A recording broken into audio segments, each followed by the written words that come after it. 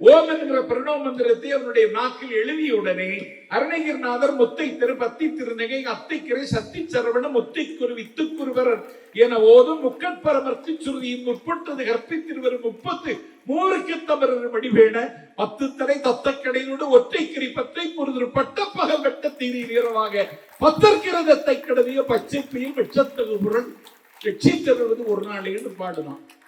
மாநாட்டுக்கு யோகி ஆதித்யநாத் வரான், இதை படிக்க சொல்லு, ஜன்னி வந்து செத்துருவான். தலைவர் கலைஞர் என்பது பெயர் அல்ல, அது 3/4 நூற்றாண்டு கால தலைப்பு செய்தி. கலைஞர் என்பது பெயர் அல்ல, அது சந்தன தமிழின் சிந்தனை ஊற்று. கலைஞர் என்பது பெயர் அல்ல, கடலை கண்டு பலர் கலங்கி ஓடிய காலத்தில் கடலில் களம் செலுத்திய கரிகாலன் வாரிஸ். கலைஞர் என்பது பெயர் அல்ல, முரசொலித்து படை நடத்தி எதிரிகளை மோதி தாக்கிய மூவேந்தர்களின் வழித்தோன்றல். கலைஞர் என்பது பெயர் அல்ல, சந்தன தமிழின் சிந்தனை ஊற்று. கலைஞர் என்பது பெயர் அல்ல, அச்சம் நீங்கிய தமிழினத்தின் ஆணிவேர். கலைஞர் என்பது பெயர் அல்ல, அது உலவிய சரித்திரம். கலைஞர் என்பது பெயர் அல்ல, அது உறங்காத தம்பிக்காற்று. 3 தலைமுறைகளை பார்த்த தலைவன், 2 தலைமுறைகளை இயக்கிய தலைவன். எனக்கு தெரிந்து உலக வரலாற்றில் எந்த நாட்டிலும் இல்லை ஒரு அமைப்புக்கு ஒரு தலைவன் 50 ஆண்டு காலம் தலைவராக இருந்தார் என்கிற வரலாறு கலைஞருக்கு மட்டுமே உரிய வரலாறு. உலகத்தில் எந்த இயக்கத்திலையும் நாம் பார்க்கல. அவருடைய தந்தை கொஞ்சம் இசை பயிற்சி பெற்றவர். மகனையும் இசை பயிற்சியில் ஆளாக்கி அழகு பார்க்க வேண்டும் என்று கனவோடுதான் அவரை வளர்த்தார்.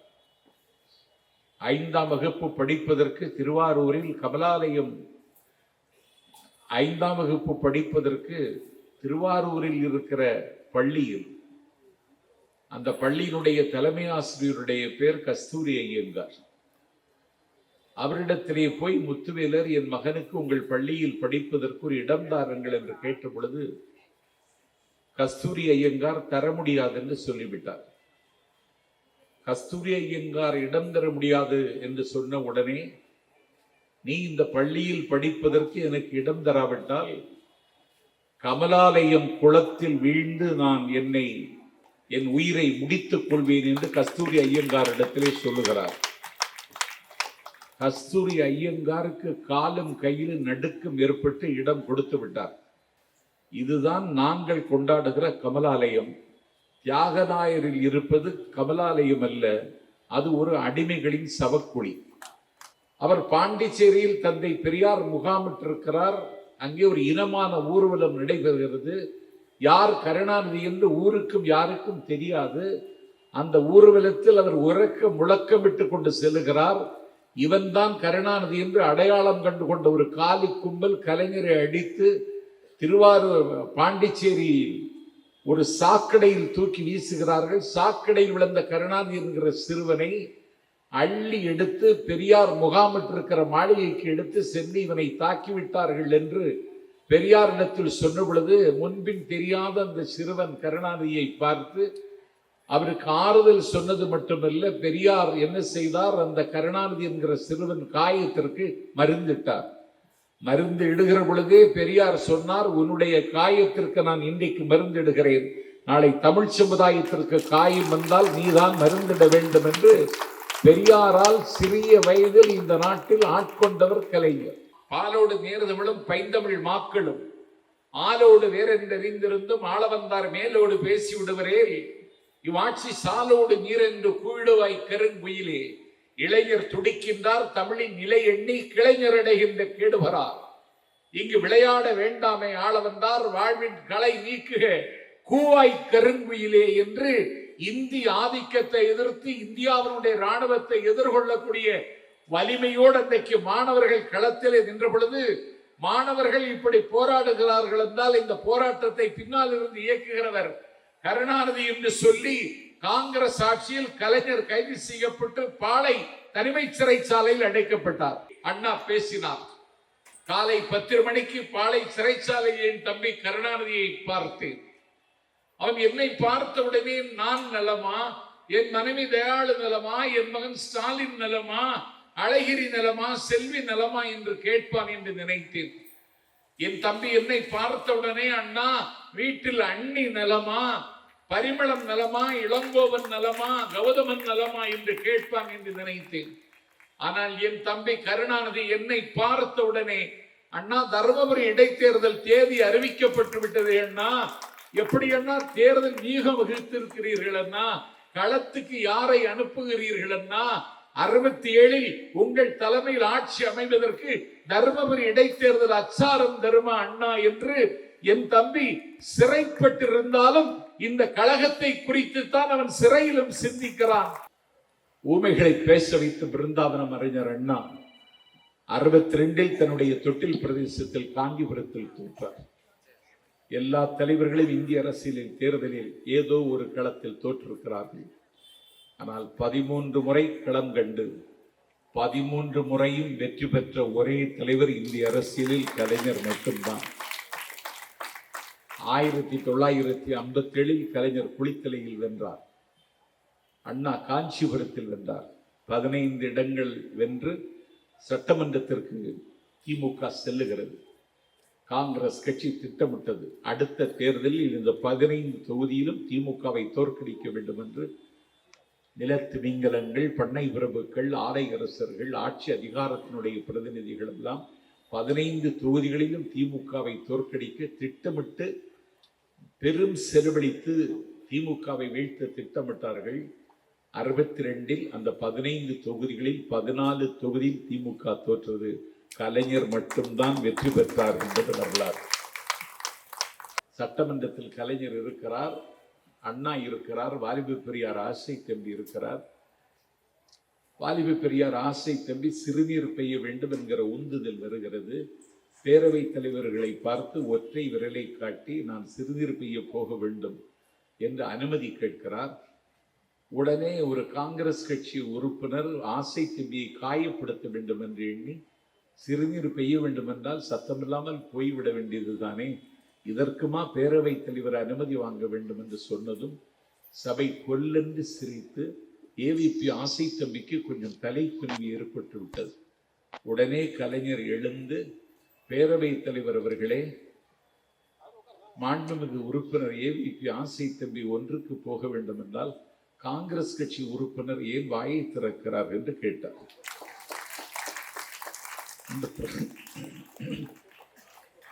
இந்த பிரசன்ஸ் ஆஃப் மைண்ட் இருக்கு, இது வேறு எந்த தலைவனுக்கு சாத்தியப்படாது. பாண்டிச்சேரி மதுவிலக்கு ரத்தாகி ஊரெல்லாம் கடைகள் திறந்திருக்கிற ஊர் அந்த ஊர். கண்ணதாசன் கொஞ்சம் மது பிரியர். கோப்பையிலே என் குடியிருப்பு, கோலமையில் என் துணை இருப்பு என்று பாடியவன் கண்ணதாசன். கலைஞர் கண்ணதாசனிடத்தில் கேட்டார், உன்னாலே பாண்டிச்சேரியில் நிற்க முடியுமா என்று கேட்டார். ஏன்னு கேட்டார். அங்கதான் குடி உண்டேன்னார். ஏன் இங்கேதான் குடி உண்டே அப்படின்னு கலைஞர் சொன்னார். இங்கதான் மதுவிலக்கு அமலில் இருக்கிறதே, இங்கே எங்கே இருக்கிறது குடின்னு கண்ணதாசன் திருப்பி கேட்டால கலைஞர் சொன்னார், காரைக்குடி, கண்ணங்குடி, குன்றக்குடி, குமாரக்குடி, மணக்குடி, மாங்குடி, லால்குடி, ஆய்க்குடி, சுரக்குடி, பூதக்குடி, எனக்கு புகழ் இருந்த கள்ளக்குடி போதுமா குடி என்றேன் என்று தலைவர் கலைஞர் அவர்கள் கண்ணதாசன் என்கிற ஒரு கம்பீரமான விருத்தப்பாவுக்கு உயிர் தந்த கவிஞன் அவனையே இந்த நாட்டில் கலைஞர் திகைக்க வைத்தார். எனக்கு தெரிந்த அந்த காலம் மீண்டு வருமா என்று தெரியவில்லை. தந்தை பெரியார் அவர்கள் வேலூர் சிஎம்சி மருத்துவமனையில் காலமாகிறார். அவருடைய உடற்கூட்டிலிருந்து உயிர் பறவை பறந்து செல்லுகிறது. கலைஞர் நிற்கிறார், ஆசிரியர் வீரமணி அழுது கொண்டு நிற்கிறார், நாவலர் அழுகிறார், மணியம்மை ஏங்குகிறார். பெரியார் நம்மை விட்டு பிரிந்து விட்டார், பெரியாருக்கு எதிர் திசையில் என்ற கண்ணதாசன் சொன்னான். சரித்திரம் மறைந்த செய்தி, தலைவரின் மரண செய்தி, விரித்தது ஒரு புத்தகத்தின் வீழ்ச்சியை கூறும் செய்தி, நரித்தனம் கலங்க செய்த நாயகன் மரண செய்தி, மரித்தது பெரியார் அல்ல மாபெரும் தமிழர் வாழ்க்கை என்று கண்ணதாசனை கதறுகிறார். நாவலர் அழுகிறார்.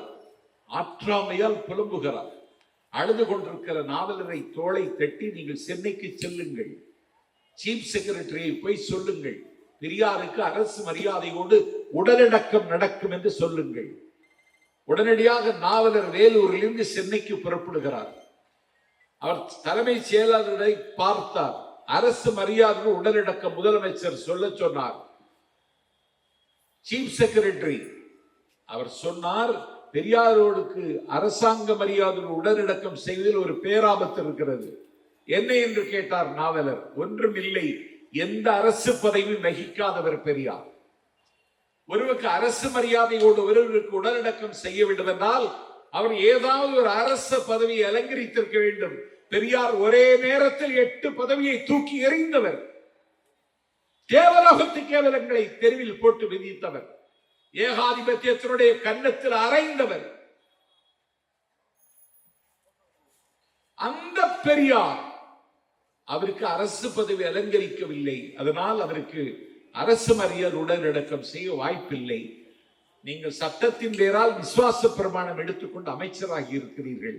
இந்த ஆட்சி பெரியாருக்கு காணிக்கை என்றார் அண்ணா. பெரியார் மறைந்த நேரத்தில் இந்த ஆட்சி இழக்கப் போகிறீர்களா என்று தலைமை செயலாளர் கேட்டார். அவர் ரொம்ப படித்தவர், ஒரு சீஃப் செக்ரட்டரி.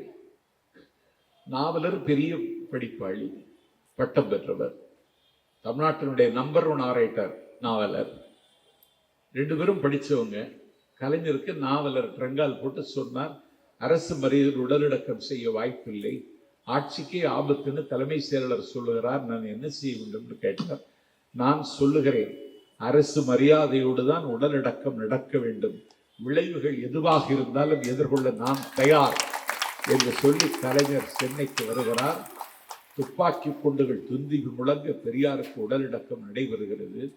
உடலடக்கம் நடைபெற்று முடிந்த அடுத்த 5வது நிமிடத்தில் இந்தியா பாகிஸ்தான் யுத்தத்தை 10 நாளில் சந்தித்த இந்திரா, 102 அணிசார நாடுகளுக்கு தலைமை வகித்த இந்திரா, நேருவினுடைய பண்டித நேருவின் மகள் இந்திரா, உலகத்தினுடைய அயன் லேடி என்று பேசப்பட்ட இந்திரா, முதலமைச்சர் கலைஞருக்கு தொடர்பு கொண்டு பெரியார் மறைந்த செய்தி அறிந்து கண்ணீரில் உறைந்தேன், நன்றி என்றார் கலைஞர். அடுத்து இந்திரா சொன்னார், அதைவிட அதிர்ச்சியான செய்தி, எந்த அரசு பதவி வகிக்காத பெரியாருக்கு நீங்கள் எல்லாம் தெரிந்து நீங்களே அரசு மரியாதை உடலடக்கம் செய்யலாமா?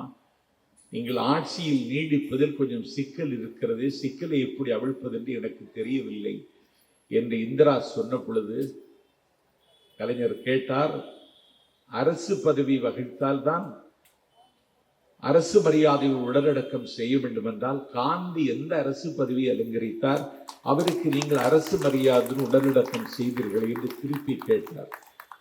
இந்திரா அதிர்ச்சியில் உறைந்து போனார். இந்திரா சொன்னார், அது விதிவிலக்கு, அவர் தேசத்தின் பிதா, அதை நீங்கள் கணக்கில் எடுத்துக் கொள்ளக்கூடாது என்று சொன்ன பொழுது, காந்தி தேசத்தின் பிதா என்றால் எங்கள் பெரியார் மனித குலத்திற்கே பிதா, அது சரி என்றால் இதுவும் சரி என்றார் கலைஞர். இன்னைக்கு ஒரு மாநாடு அவர்கள் நடத்துகிறார்கள். எங்க மதுரை 6 படை வீடு இப்பொழுது அவர்கள் கையில் இருப்பது மாதிரி கனவு காணுகிறார்கள். பழமுதிர்ச்சோலை இருக்கிற தொகுதி திமுக வென்ற தொகுதி, திருப்புரங்கம்பம் தொகுதி திராவிட முன்னேற்ற கழகம் வென்ற தொகுதி.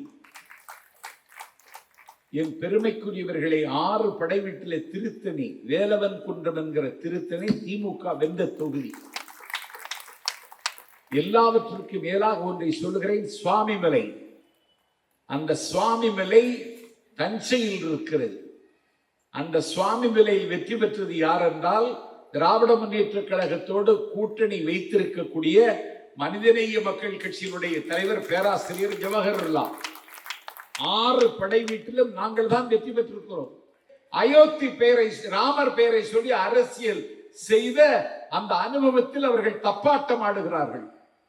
நீங்க கதை விட்டீங்க, சிவபெருமானுக்கும் பார்வதிக்கும் பிறந்தவன் சுப்பிரமணியன், கார்த்திகேயன், கார்த்திகை பெண்களுக்கு பெற்றெடுத்தவன், அதெல்லாம் கிடையாது. முருகன் குறிஞ்சி நிலத்தில் தான் தமிழர்கள் வாழ்க்கையை தொடங்கினார்கள். குறிஞ்சி என்பது மலையும் மலை சார்ந்த இடம். அந்த மலையும் மலை சார்ந்த இடமும் ரொம்ப எழிலாக இருக்கும். மனிதன் முதல் அங்கதான் பிறந்தான் மலையில. மலை அழகாக இருக்கிறது, பச்சை மலை, அதன் உச்சியில் இருந்து வெள்ளி அருவி, துள்ளி ஓடுகிற புள்ளி மான்கள், எங்கே பார்த்தாலும் மரகத பட்டு பெயர்த்து இருப்பது போன்ற பேரழகு. இந்த மலையே இவ்வளவு அழகாக இருக்குமானால் இந்த மலையை படைத்த இறைவன் எவ்வளவு அழகாக இருப்பான் என்று எண்ணி ஒரு அழகான கடவுளை அவர்கள் புனைந்து வழிபட்டார்கள். அதுதான் முருக வழிபாட்டினுடைய தொடக்கம். முருகன் அல்லது அழகு என்று தமிழ் தென்றல் திருவிக்க ஒரு புத்தகம் எழுதியிருக்கிறார். அதை வாங்கி பிஜேபி கட்சியினர் படிக்கலாம். நீங்கள் படிக்க மாட்டீர்கள், நீங்கள் நடிக்கலாம் என்று நம்புகிறீர்கள். படிச்சு பாருங்க.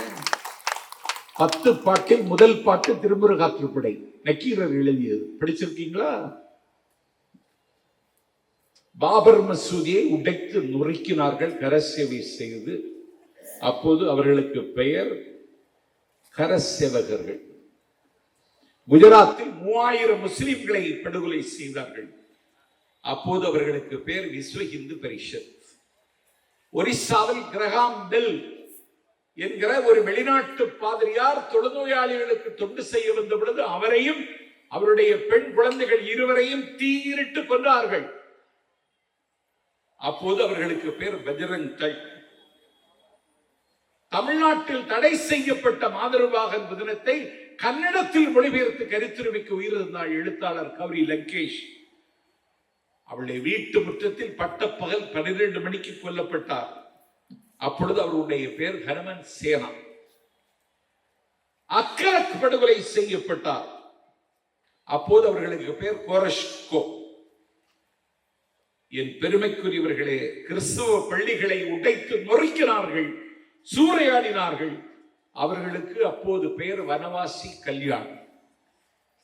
மாட்டுக்கறியை தலித்து மக்கள் தின்றார்கள் என்று சொல்லி தலித்துகளினுடைய வீடை சூறையாடி மாட்டுக்கறியை தின்றாயா என்று கேட்டு நெய்ய புடைத்து கொன்றார்கள். அப்பொழுது அவர்களுக்கு பெயர் ஹிந்து ஜாக்கர் மஞ்ச். கேரளாவில் கம்யூனிஸ்டுகள் வேட்டையாடப்பட்டார்கள். அப்பொழுது அவர்களுக்கு பெயர் ராஷ்டிரிய பஜ்ரங் தள். பெரியார் சிலையின் மீது காவி பூசினார்கள், பெரியார் சிலையை களங்கப்படுத்தினார்கள். அப்போது அவர்களுக்கு பெயர் பாரத் சேனா. பெரியார் சிலைக்கு செருப்பு மாலை அணிவித்தார்கள். அப்போது அவர்களுக்கு பெயர் இந்து முன்னணி. வாக்கு கேட்க வருகிற பொழுது அவர்களுக்கு பெயர் பாஜக. யுத்த காலத்தில் நண்பர் வேலு அவர்களின் ஏற்பாட்டில் நாடாளுமன்ற தேர்தலில் பன்றிகளின் முன்னால் முத்தை சிதறவிடாதேயுங்கள், பரிசுத்தமானதை நாய்க்கு கொடாதேயுங்கள், ஆழ்விற்று பொன் வாங்கியோர் செய்த பூனை ஆந்தைக்கு கட்டி மகிழாதீர்கள், நீள்விட்ட பொன் மாளிகை கட்டி பேயினை நேர்ந்து குடியேற்றி விடாதீர்கள், ஒரு செருப்புக்கு வேண்டி ஒரு செல்வ குழந்தையை கொன்று விடாதீர்கள், வழியிருக்க குழியில் விழுந்து விடாதீர்கள், கரும்பிருக்க இரும்பை மென்று விடாதீர்கள், கனியிருக்க காயை கவர்ந்து விடாதீர்கள், கழகத்தின் வேட்பாளர் இருக்க கண்ட கண்ட புறம்போக்குகளை ஒப்புக்கொள்ளாதீர்கள் என்று நான் இதே இடத்தில் பிரச்சாரம் செய்துவிட்டு நாம் வெற்றியின் பெற்றதற்கு பிறகு தலைவர் கலைஞரின் பிறந்த நாள் விழாவில் கலந்து கொள்ள 2 அமைச்சர்களுக்கு மத்தியில் நான் உரையாற்றுவதற்கு உங்கள் முன்னால் நிற்கிறேன். தலைவர் கலைஞர் என்பது பெயர் அல்ல, அது 3/4 நூற்றாண்டு கால தலைப்பு செய்தி. கலைஞர் என்பது பெயர் அல்ல, அது சந்தன தமிழின் சிந்தனை ஊற்று. கலைஞர் என்பது பெயர் அல்ல, கடலை கண்டு பலர் கலங்கி ஓடிய காலத்தில் கடலில் களம் செலுத்திய கரிகாலன் வாரிஸ்.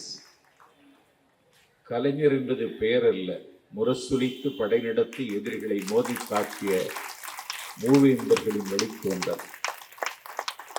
கலைஞர் என்பது பெயர் அல்ல, சந்தன தமிழின் சிந்தனை ஊற்று. கலைஞர் என்பது பெயர் அல்ல, அச்சம் நீங்கிய தமிழினத்தின் ஆணி வேர். கலைஞர் என்பது பெயர் அல்ல, அது உலவிய சரித்திரம், கலைஞர் என்பது பெயர் அல்ல, அது உறங்காத தம்பி காற்று. 3 தலைமுறைகளை பார்த்த தலைவன், 2 தலைமுறைகளை இயக்கிய தலைவன். எனக்கு தெரிந்து உலக வரலாற்றில் எந்த நாட்டிலும் இல்லை ஒரு அமைப்புக்கு ஒரு தலைவன் 50 ஆண்டு காலம் தலைவராக இருந்தார் என்கிற வரலாறு கலைஞருக்கு மட்டுமே உரிய வரலாறு. உலகத்தில் எந்த இயக்கத்திலையும் நாம் பார்க்கல. அவருடைய பிறந்த நாளை கொண்டாடுவதன் மூலம் இன்றைக்கு தமிழ்நாட்டை கபலீகரம் செய்துவிடலாம் என்று ஒரு கும்பல் திட்டமிட்டு வேலை செய்கிறது. அதை வெட்டி சாய்ப்பதற்கும் ஈரோடும் வேரோடும் தூரோடும் வீழ்த்துவதற்கும் எந்த ஆயுதத்தை ஏந்துவது என்று கேட்டால் கலைஞர் என்கிற ஆயுதத்தை ஏந்த வேண்டும் என்பதற்காகத்தான் தலைவர் கலைஞரின் பிறந்த நாளை இவ்வளவு எழுச்சியோடு நடத்தி கொண்டிருக்கிறார் சேகர் பாபுவும் நண்பர் வேலுவும். கலைஞர் ஒரு அழுத்தப்பட்ட சமூகத்தில், அதனுடைய பெயர் திருக்கோளிலி, ஒரு சமய இலக்கியங்களை வாசித்தவன் நிலையில் திருக்கோளிலி என்கிற சிவமும் தமிழும் மணக்கிற ஒரு சிவத்தலத்தில் குவளையும் ஆம்பலும் பூத்து குலுங்கக்கூடிய திருக்குவளையில் 1924 ஜூன் திங்கள் 3 அவர் பிறந்தார். அவர் பிறக்க பொழுது வானமண்டலத்திலிருந்து தேவதூதர்கள் அவரை வாழ்த்தவில்லை. அவர் பிறந்த பொழுது வானத்தில் புதிய கோள்கள் ஒன்றும் யாருடைய கண்ணுக்கும் தெரியவில்லை. காலத்தாலும் காயத்தாலும் சபிக்கப்பட்ட ஒரு அழுத்தமான காயம்பட்ட குடும்பத்தில் பிறந்த தலைவர் கலைஞர். அவருடைய தந்தை கொஞ்சம் இசை பயிற்சி பெற்றவர். மகனையும் இசை பயிற்சியில் ஆளாக்கி அழகு பார்க்க வேண்டும் என்று கனவோடு தான் அவரை வளர்த்தார். 5ஆம் வகுப்பு படிப்பதற்கு திருவாரூரில் கமலாலயம் 5ஆம் வகுப்பு படிப்பதற்கு திருவாரூரில் இருக்கிற பள்ளியில், அந்த பள்ளியினுடைய தலைமை ஆசிரியருடைய பேர் கஸ்தூரி ஐயங்கார். அவரிடத்திலே போய் முத்துவேலர், என் மகனுக்கு உங்கள் பள்ளியில் படிப்பதற்கு ஒரு இடம் தாருங்கள் என்று கேட்ட பொழுது கஸ்தூரி ஐயங்கார் தர முடியாது என்று சொல்லிவிட்டார். கஸ்தூரி ஐயங்கார் இடம் தர முடியாது என்று சொன்ன உடனே, நீ இந்த பள்ளியில் படிப்பதற்கு எனக்கு இடம் தராவிட்டால் கமலாலயம் குளத்தில் வீழ்ந்து நான் என் உயிரை முடித்துக் கொள்வேன் என்று கஸ்தூரி ஐயங்காரிடத்திலே சொல்லுகிறார். கஸ்தூரி ஐயங்காருக்கு காலும் கையிலும் நடுக்கம் ஏற்பட்டு இடம் கொடுத்து விட்டார். இதுதான் நாங்கள் கொண்டாடுகிற கமலாலயம். தியாகநாயரில் இருப்பது கமலாலயம் அல்ல, அது ஒரு அடிமைகளின் சவக்குழி. அந்த கமலாலயத்திலே நான் குதித்து தற்கொலை செய்து கொள்வேன் என்று பள்ளியில் கல்விக்கு சென்று 8ஆம் வகுப்பு படிக்கிற பொழுது தமிழ்நாடு அரசு பாடத்திட்டத்தில் பாவேந்தர் அவர்களுடைய அழகின் சிரிப்பு என்று சொல்லக்கூடிய பாடப்பகுதியை நீக்கிவிட்டார்கள். 8ஆம் வகுப்பு மாணவனாக இருந்த பொழுது பாவேந்தன் பாட்டை பாடப்புத்தகத்திலிருந்து நீக்கிவிட்டார்கள் என்று 8ஆம் வகுப்பு மாணவர் கலைஞர் அன்றைக்கு உணர்ந்து தலைநகர் சென்னையில் இருந்து தத்துவ மேதை DK சீனிவாசனை திருவாரூருக்கு வரவழைத்து அதற்கு ஒரு கண்டன பொதுக்கூட்டம் நடத்தி 15 ரூபாய் வழிச்செலவு DK சீனிவாசனுக்கு கொடுத்து அனுப்புகிறார். அடுத்த நாள் அந்த அரசு பாடத்திட்டத்தில் மீண்டும் பாவேந்தன் பாட்டு சேர்க்கப்பட்டதென்றால் 8ஆம் வகுப்பு மாணவர் கருணாநிதி செய்த காரியம் இந்த காரியம். அவர் பாண்டிச்சேரியில் தந்தை பெரியார் முகாமிட்டிருக்கிறார். அங்கே ஒரு இனமான ஊர்வலம் நடைபெறுகிறது. யார் கருணாநிதி என்று ஊருக்கும் யாருக்கும் தெரியாது. அந்த ஊர்வலத்தில் அவர் உறக்க முழக்கமிட்டு கொண்டு செல்லுகிறார். இவன்தான் கருணாநிதி என்று அடையாளம் கண்டு கொண்ட ஒரு காலி கும்பல் கலைஞரை அடித்து திருவாரூர் பாண்டிச்சேரி ஒரு சாக்கடையில் தூக்கி வீசுகிறார்கள். சாக்கடையில் விழுந்த கருணாநிதி என்கிற சிறுவனை அள்ளி எடுத்து பெரியார் முகாமிட்டிருக்கிற மாளிகைக்கு எடுத்து சென்று இவனை தாக்கிவிட்டார்கள் என்று பெரியாரிடத்தில் சொன்ன பொழுது முன்பின் தெரியாத அந்த சிறுவன் கருணாநிதியை பார்த்து அவருக்கு ஆறுதல் சொன்னது மட்டுமல்ல, பெரியார் என்ன செய்தார், அந்த கருணாநிதி என்கிற சிறுவன் காயத்திற்கு மருந்திட்டார். மருந்து இடுகிற பொழுதே பெரியார் சொன்னார், உன்னுடைய காயத்திற்கு நான் இன்றைக்கு மருந்து இடுகிறேன், நாளை தமிழ் சமுதாயத்திற்கு காயம் வந்தால் நீதான் மருந்திட வேண்டும் என்று பெரியாரால் சிறிய வயதில் இந்த நாட்டில் ஆட்கொண்டவர் கலைஞர். 1965 பாலோடு நேர்தமிழும் பைந்தமிழ் மாக்களும் ஆலோடு வேறென்றறிந்திருந்தும் ஆளவந்தார் மேலோடு பேசி விடுவரேல் இவ்வாட்சி சாலோடு நீரென்று கூழுவாய் கருங்குயிலே இளைஞர் துடிக்கின்றார் தமிழின் நிலை எண்ணி கிளைஞர் அடைகின்ற கேடுவரார். இங்கு விளையாட வேண்டாமே ஆள வந்தார் வாழ்வின் களை நீக்குக கூவாய் கருங்குயிலே என்று இந்திய ஆதிக்கத்தை எதிர்த்து இந்தியாவினுடைய ராணுவத்தை எதிர்கொள்ளக்கூடிய வலிமையோடு அன்றைக்கு மாணவர்கள் களத்திலே நின்ற பொழுது, மாணவர்கள் இப்படி போராடுகிறார்கள் என்றால் இந்த போராட்டத்தை பின்னால் இருந்து இயக்குகிறவர் கருணாநிதி என்று சொல்லி காங்கிரஸ் ஆட்சியில் கலைஞர் கைது செய்யப்பட்டு பாளை தனிமை சிறைச்சாலையில் அடைக்கப்பட்டார். ஆரியர் தம்பி கருணாநிதி பாளை சிறைச்சாலையில் அடைக்கப்பட்டிருக்கிறார் என்ற செய்தி அண்ணாவைக்கு வருத்தம் தர தம்பியை நேரில் பார்க்க வேண்டும் என்று அண்ணா அவர்கள் பாளை சிறைச்சாலைக்கு சென்று காலை 10:30 மணிக்கு சிறைச்சாலையில் கலைஞரை பார்க்கிறார். இரவு 10:30 மணி தாமிரபரணி ஆற்றங்கரையோரம் ஆடி பெருக்கெடுத்து ஓடி வரும் வெள்ளமென கூடியிருந்த மிக பிரம்மாண்டமான பொதுக்கூட்டத்தில் அண்ணா பேசினார். காலை 10 மணிக்கு பாளை சிறைச்சாலையில் என் தம்பி கருணாநிதியை பார்த்தேன். அவன் என்னை பார்த்த உடனே நான் நலமா, என் மனைவி தயாளு நலமா, என் மகன் ஸ்டாலின் நலமா, அழகிரி நலமா, செல்வி நலமா என்று கேட்பான் என்று நினைத்தேன். என் தம்பி என்னை பார்த்த உடனே அண்ணா வீட்டில் அண்ணி நலமா, பரிமளம் நலமா, இளங்கோவன் நலமா, கௌதமன் நலமா என்று கேட்பான் என்று நினைத்தேன். ஆனால் என் தம்பி கருணாநிதி என்னை பார்த்த உடனே, அண்ணா தர்மபுரி இடைத்தேர்தல் தேதி அறிவிக்கப்பட்டு விட்டது அண்ணா, எப்படி அண்ணா தேர்தல் நீகம் வகித்திருக்கிறீர்கள் அண்ணா, களத்துக்கு யாரை அனுப்புகிறீர்கள் அண்ணா, 67 உங்கள் தலைமையில் ஆட்சி அமைவதற்கு தர்மபுரி இடைத்தேர்தல் அச்சாரம் தருமா அண்ணா என்று என் தம்பி சிறைப்பட்டிருந்தாலும் இந்த கழகத்தை குறித்து தான் அவன் சிறையிலும் சிந்திக்கிறான். இந்துக்கள் யாத்திரை செய்ய வேண்டிய புனிதமான திருத்தலம் காசி, கிறிஸ்தவர்கள் யாத்திரை செய்யக்கூடிய புனிதமான திருத்தலம் ஜெருசலேம், இஸ்லாமியர்கள் யாத்திரை செய்யக்கூடிய புனிதமான திருத்தலம் மக்கா, தமிழ்நாட்டில் தமிழர்கள் யாத்திரை செய்ய வேண்டிய புனிதமான திருத்தலம் என் தம்பி கருணாநிதி அடைபட்டிருக்கிற பாளை சிறைச்சாலை என்று அண்ணாவால் ஆராதனை செய்யப்பட்ட தலைவர் கலைஞர்.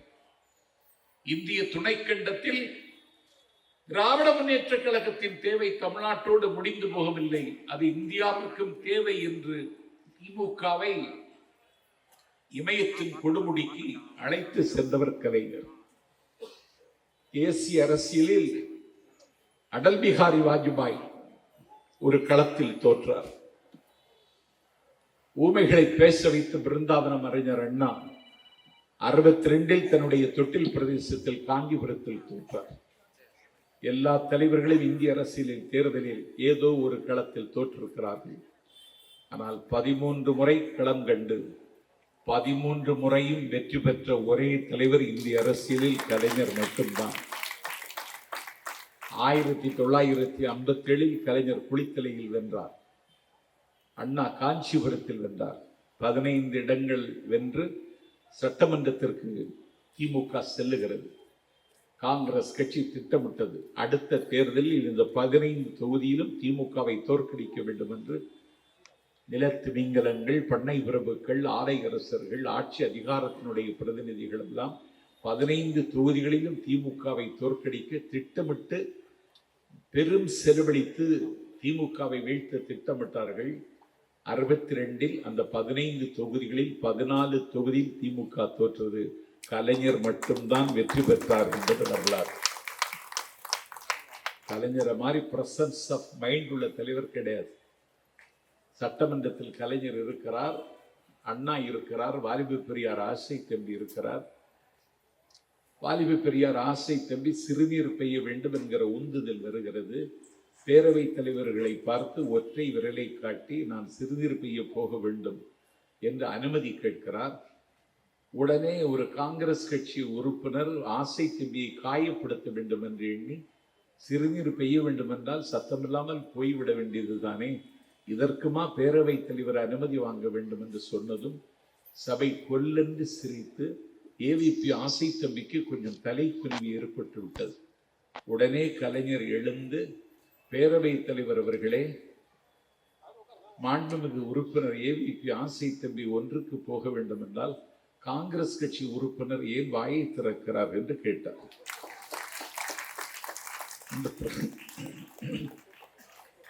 இந்த பிரசன்ஸ் ஆஃப் மைண்ட் இருக்கு, இது வேறு எந்த தலைவனுக்கு சாத்தியப்படாது. கவிஞர் கண்ணதாசன் கலைஞரிடத்திலே போய் நான் பாண்டிச்சேரியில் நிற்கிறேன் என்றார். பாண்டிச்சேரி மதுவிலக்கு ரத்தாகி ஊரெல்லாம் கடைகள் திறந்திருக்கிற ஊர் அந்த ஊர். கண்ணதாசன் கொஞ்சம் மது பிரியர். கோப்பையிலே என் குடியிருப்பு, கோலமையில் என் துணை இருப்பு என்று பாடியவன் கண்ணதாசன். கலைஞர் கண்ணதாசனிடத்தில் கேட்டார், உன்னாலே பாண்டிச்சேரியில் நிற்க முடியுமா என்று கேட்டார். ஏன்னு கேட்டார். அங்கதான் குடி உண்டேன்னார். ஏன் இங்கேதான் குடி உண்டே அப்படின்னு கலைஞர் சொன்னார்.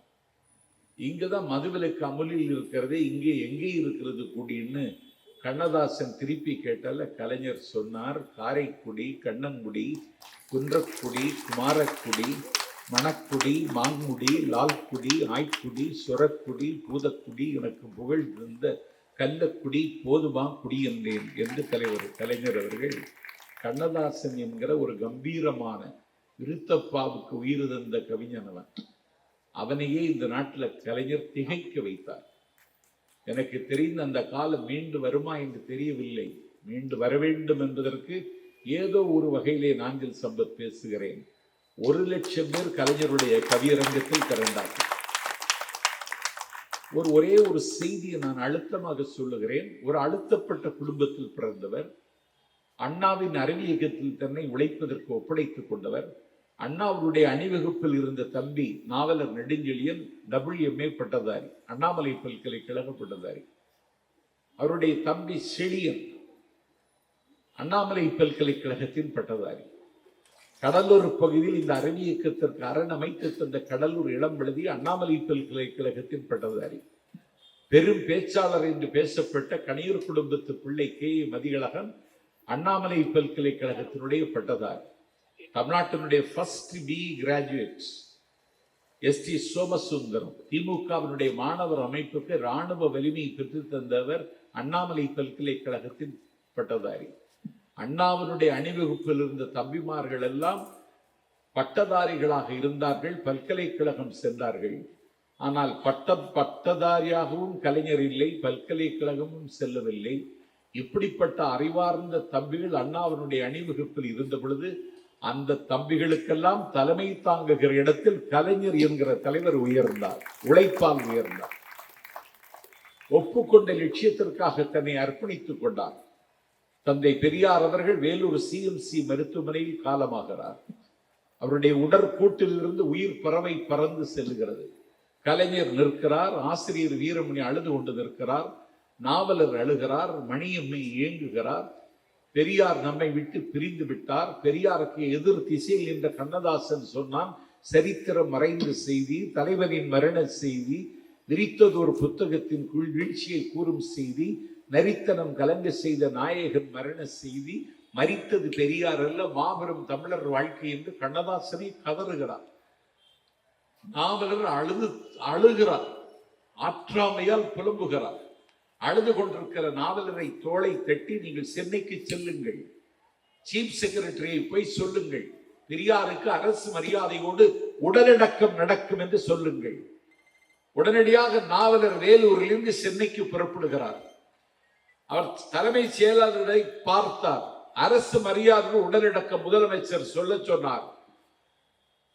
சீஃப் செக்ரட்டரி அவர் சொன்னார், பெரியாரோடுக்கு அரசாங்க மரியாதை உடனடக்கம் செய்வதில் ஒரு பேராபத்து இருக்கிறது.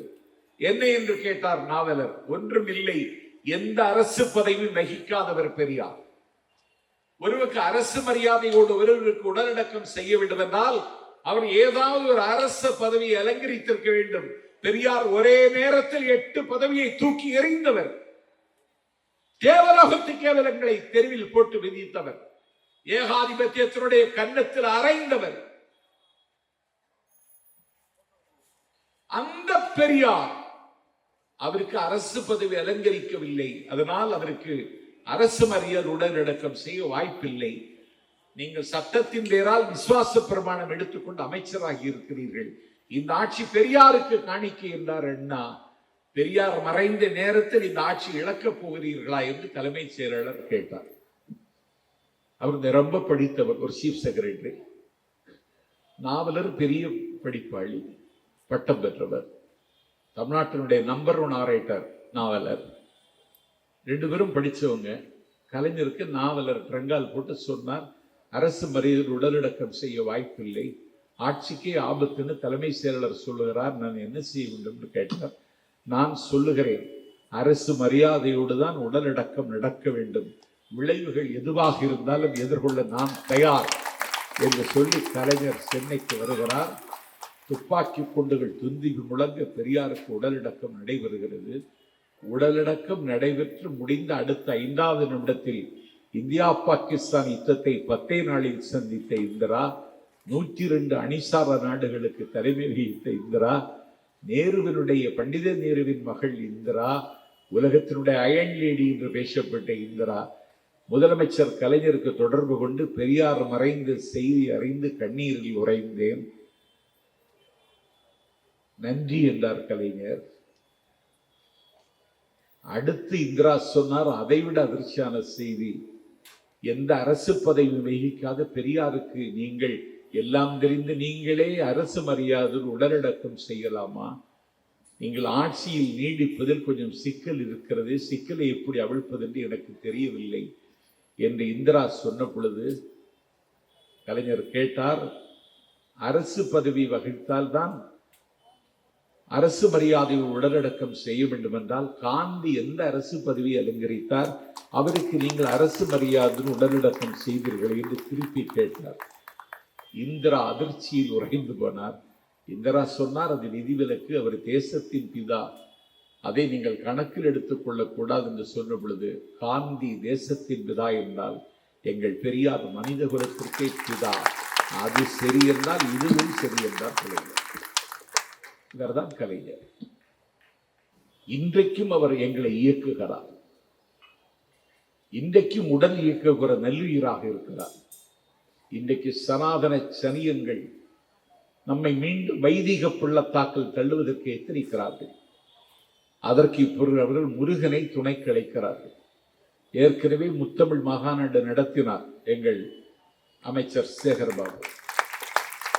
நான் என்னுடைய உயரத்தை மறந்து ஒரு நாள் அவரிடத்தில் கேட்டேன், 3 நாள் முத்தமிழ் மாகாநாடு நடத்த போகிறீர்கள், எனக்கு ஒரு நாள் வாய்ப்பு தர முடியுமான்னு கேட்டேன். மௌனமே பதிலாக இருந்தது. ஒரு நாள் இல்லைன்னா ஒரு பட்டிமன்றத்தை என்கிட்ட தாருங்க அந்த மாநாட்டில், இல்லைன்னா ஒரு பிரைம் டைமில் ஒரு தலைப்பில் பேச எனக்கு வாய்ப்பு தாருங்கள் என்று கேட்டார். எந்த மேடையாக இருந்தாலும் அதிலே முத்திரை பதிக்க வேண்டும் என்கிற பசியும் தாகமும் தான் என்னை இயக்கி கொண்டிருக்கிறது. சேகர் பாபு எனக்கு தரவில்லை, அதில் எனக்கு வருத்தம் ஒன்றும் இல்லை. ஏன் தரவில்லை என்று இப்போதுதான் தெரிகிறது. என்னவென்றால், எந்தவித அரசியல் சாய்வும் இல்லாமல் அந்த மாநாட்டை நடத்த வேண்டும் என்பதில் அமைச்சர் அவர்கள் குறியாக இருந்தார். வழிமறைக்கிறவன் சம்பத்தாக இருந்தாலும் இடமில்லை என்று துணிச்சலா முடிவெடுத்தார். இன்னைக்கு ஒரு மாநாடு அவர்கள் நடத்துகிறார்கள். எங்க? மதுரையில் 6 படை வீடு இப்பொழுது அவர்கள் கையில் இருப்பது மாதிரி கனவு காணுகிறார்கள். பழமுதிர்ச்சோலை இருக்கிற தொகுதி திமுக வென்ற தொகுதி, திருப்புரங்கம்பம் தொகுதி திராவிட முன்னேற்ற கழகம் வென்ற தொகுதி. என் பெருமைக்குரியவர்களை 6 படை வீட்டிலே திருத்தணி, வேலவன் குன்றம் என்கிற திருத்தணி திமுக வென்ற தொகுதி. எல்லாவற்றுக்கும் மேலாக ஒன்றை சொல்லுகிறேன், சுவாமிமலை. அந்த சுவாமிமலை தஞ்சையில் இருக்கிறது. அந்த சுவாமிமலையில் வெற்றி பெற்றது யார் என்றால், திராவிட முன்னேற்ற கழகத்தோடு கூட்டணி வைத்திருக்கக்கூடிய மனிதநேய மக்கள் கட்சியினுடைய தலைவர் பேராசிரியர் ஜவஹர்லா. 6 படை வீட்டிலும் நாங்கள் தான் வெற்றி பெற்றிருக்கிறோம். பழனியிலும் நாங்கள் தான் வெற்றி பெற்றிருக்கிறோம். இப்பொழுது இவர்கள் முருகன் பெயரை சொல்லி ஒரு அரசியல் செய்கிறார்கள். ஏன்? அயோத்தி பெயரை, ராமர் பெயரை சொல்லி அரசியல் செய்த அந்த அனுபவத்தில் அவர்கள் தப்பாட்டம் ஆடுகிறார்கள். நாஞ்சில் சம்பத் எழும்பூரில் பதிவு செய்கிறேன், நீங்கள் ராமன் பெயரை சொல்லி அயோத்தியில் அரசியல் செய்தீர்கள். ஆனால் நடந்து முடிந்த நாடாளுமன்ற தேர்தலில் அயோத்தி உள்ளிட்ட ஃபைசாபாத்தில் பிஜேபி கட்சி வீழ்த்தப்பட்டது. இதுதான் நாளைக்கு முருகன் பெயர் சொல்லி கடை நடத்துகிற உங்களுக்கும் நடக்கும். நீங்கள் யார் முருகனுக்கு உரிமை கொண்டாட? நாஞ்சில் சம்பத் கேட்கிறேன். ஊடகங்கள் வந்திருக்கின்றன. முருகன் வைத்து அரசியல் செய்கிறீர்களே, முருகன் மதத்தின் தலைவனா இனத்தின் தலைவனா? முருகன் இனத்தின் தலைவன். நீங்க கதை விட்டீங்க. சிவபெருமானுக்கும் பார்வதிக்கும் பிறந்தவன், சுப்பிரமணியன், கார்த்திகேயன், கார்த்திகை பெண்களுக்கு பெற்றெடுத்தவன், அதெல்லாம் கிடையாது. முருகன் குறிஞ்சி நிலத்தில் தான் தமிழர்கள் வாழ்க்கையை தொடங்கினார்கள். குறிஞ்சி என்பது மலையும் மலை சார்ந்த இடம். அந்த மலையும் மலை சார்ந்த இடமும் ரொம்ப எழிலாக இருக்கும். மனிதன் முதல் அங்கதான் பிறந்தான் மலையில. மலை அழகாக இருக்கிறது, பச்சை மலை. அதன் உச்சியில் இருந்து வெள்ளி அருவி, துள்ளி ஓடுகிற புள்ளி மான்கள், எங்கே பார்த்தாலும் மரகத பட்டு பெயர்த்து இருப்பது போன்ற பேரழகு. இந்த மலையே இவ்வளவு அழகாக இருக்குமானால் இந்த மலையை படைத்த இறைவன் எவ்வளவு அழகாக இருப்பான் என்று எண்ணி ஒரு அழகான கடவுளை அவர்கள் புனைந்து வழிபட்டார்கள். அதுதான் முருக வழிபாட்டினுடைய தொடக்கம். முருகன் அல்லது அழகு என்று தமிழ் தென்றல் திருவிக்க ஒரு புத்தகம் எழுதியிருக்கிறார். அதை வாங்கி பிஜேபி கட்சியினர் படிக்கலாம். நீங்கள் படிக்க மாட்டீர்கள், நீங்கள் நடிக்கலாம் என்று நம்புகிறீர்கள். படிச்சு பாருங்க. 10 பாட்டில் முதல் பாட்டு திருமுருகாற்றுப்படை, நக்கீரர் எழுதியது. படிச்சிருக்கீங்களா? திருவண்ணாமலை கோபுரத்திலிருந்து கீழே குதித்தான் அருணகிரிநாதர். அவரை கரங்களில் ஏந்தினான் முருகன். என்னை பற்றி பாடி என்றான். அப்பொழுது அருணகிரிநாதர் சொன்னார், நான் பாடர் ஏன், படிப்பர் ஏன், பள்ளிக்கூடம் நான் அறியேன், ஏடர் ஏன், எழுத்தர் ஏன், என்ன பாட சொல்றேன், என்ன தெரியும்னு கேட்டால ஓம் என்கிற பிரணவ மந்திரத்தை அவனுடைய நாக்கில் எழுதிய உடனே அருணகிரிநாதர் முத்தை திரு பத்தி திருநகை அத்தைக்கிறை சத்தி சரவண முத்தை குரு வித்துக்குருவர் என ஓதும் முக்கட்பரமர்த்தி சுருதியின் முற்பட்டது கற்பித்திருவரும் 30 மூருக்கு தமரர் வடிவேண 10 தலை தத்தக்கடையோடு ஒற்றைக்கிரி பத்தை பொருது பட்டப்பகல் வெட்ட தீரில் இரவாக பத்தற்கிரதத்தை கடவிய பச்சை பெயில் வெச்சத்தகு புரள் வெற்றி தருவது ஒரு நாளைன்னு பாடுனான். மாநாட்டுக்கு யோகி ஆதித்யநாத் வரான். இதை படிக்க சொல்லு, ஜன்னி வந்து செத்துருவான். பாம்பன் சுவாமிகள் அவர் எழுதுற சண்முக கவசம் உனக்கு தெரியுமா?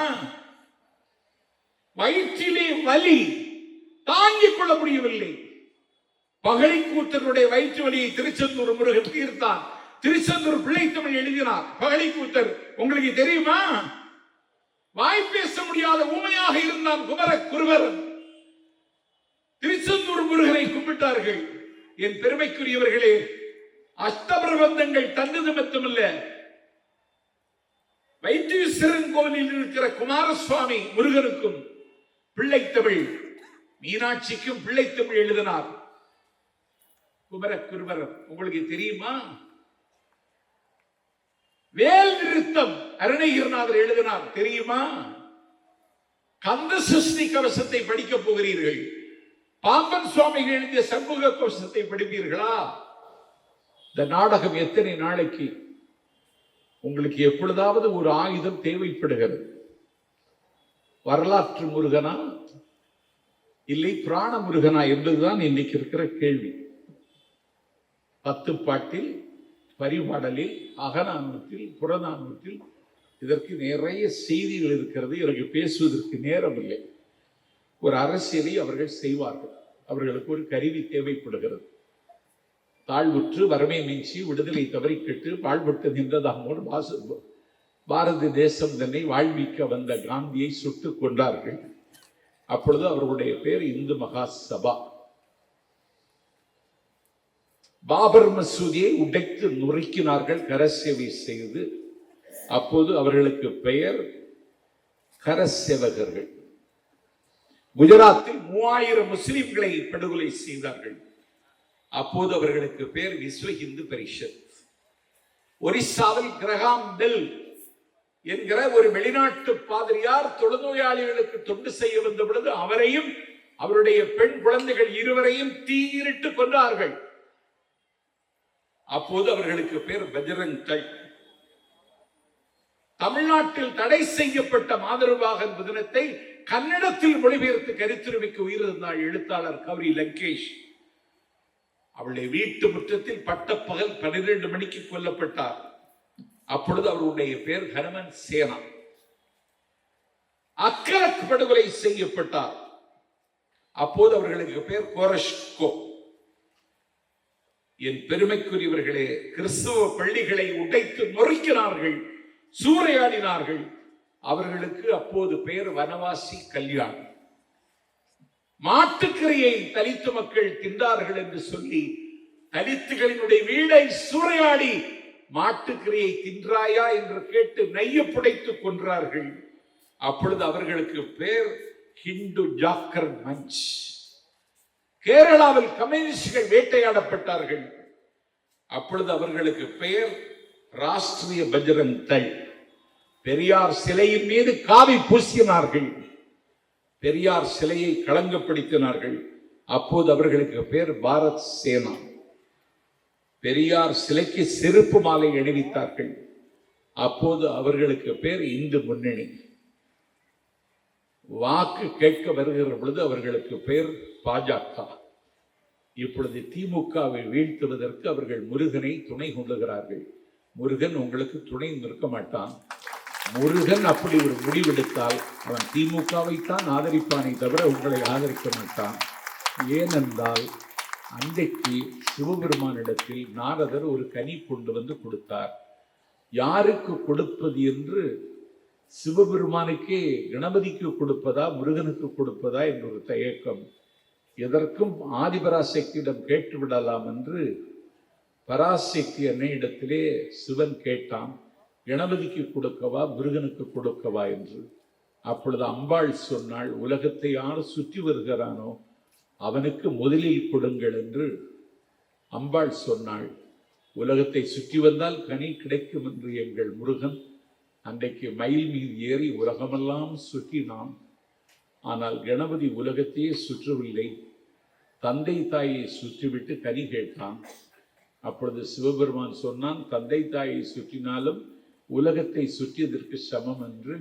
இடம் விட்டு நகராத கணபதி அந்த கனியை வாங்கி கொண்டான். முருகனுக்கு அது கிடைக்கவில்லை. முருகன் சொன்னான், நான் நியூயார்க்கில் 4 நாள் இருந்தேன், கணபதி வரவே இல்லை. ஆஸ்திரேலியாவில் 2 நாள் இருந்தேன், கணபதி வந்ததாக யாரும் தகவல் சொல்லவில்லை. உழைக்காமலே இருந்த அவனுக்கு எப்படி கொடுத்தீர்கள் என்று கேட்ட பொழுது, தந்தை தாயை சுற்றினாலும் உலகை சுற்றியதற்கு சமம் என்று இருக்கிறது, அதனால கொடுத்தோம் என்று சிவபெருமான் சொன்ன பொழுது, உங்கள் தயவில் இனிமேல் நான் வாழ முடியாது, உங்களை விட்டு விலகுகிறேன். குன்றிருக்கும் இடமெல்லாம் இந்த குமரன் இருப்பான், என்னை நேசிக்கிறவர்கள் குன்றிருக்கும் இடம் நோக்கி வாருங்கள் என்று அழைத்தான். முதலில் பெற்றோரை மறுதலித்து அன்றைக்கிருந்த அரசியல் சட்டத்தை எதிர்த்து தனிநாடு கேட்டவன் முருகன். அந்த முருகன் அன்றைக்கு அவன் திமுகவின் செயற்குழு உறுப்பினராக இருந்தான். அந்த முருகனை வைத்து நீங்கள் அரசியல் செய்கிறீர்கள். அந்த முருகன் எங்களைத்தான் காப்பாற்றுவனை தவிர இந்த காலி பயிர்களை முருகன் நம்ப மாட்டான் என்பதை மட்டும் பதிவு செய்து தம்பிக்கு பள்ளிக்கல்வித்துறை அமைச்சருக்கு இடம் விட்டு விருப்பமில்லாமல் விடைபெறுகிறேன். நன்றி, வணக்கம்.